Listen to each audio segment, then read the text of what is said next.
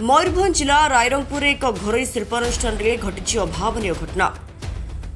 काम करुवा बेले pressing role machine रे जड़े वृद्ध श्रमिक हाथ चापी होई से गुरुतर आहत होती।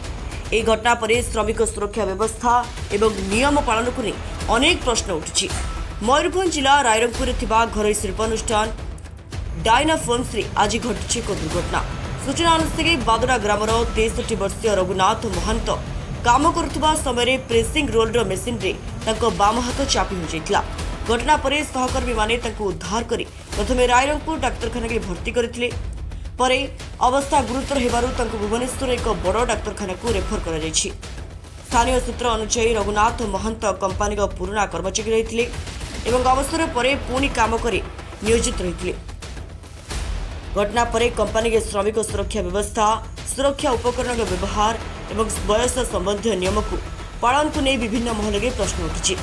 तेबे यह अभियोग संपर्क में कंपानी किंबा संपुक्त श्रम विभाग प्रतिक्रिया एपर्यंत मिल पारि नहीं।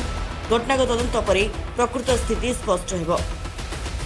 रायरंगपुर यह शिल्पानुष्ठान में घटी दुर्घटना पर श्रमिक सुरक्षा व्यवस्था और नियम पालन नहीं चर्चा जोर धरी।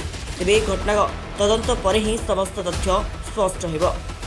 मयूरभंज संजय कुमार षडंगी का रिपोर्ट, नारद न्यूज ओडिया। रघुनाथ महंत कौन रघुनाथ महंत बयस 63 वर्ष कोठी काम करथिलो कौन चलाउथिलो मशीन कौन है मशीन चलाउथिला बेले हाथ प्राणी देवा कटी गला ना। अच्छा मुझे आपन को तो 60 वर्ष रिटायर्ड हेबा कथा केते वर्ष होला काम करछो। अच्छा एना तो 60 पर आपन को पीएफ ईएसआई ये सब सुविधा मिले 60 पर भी समस्त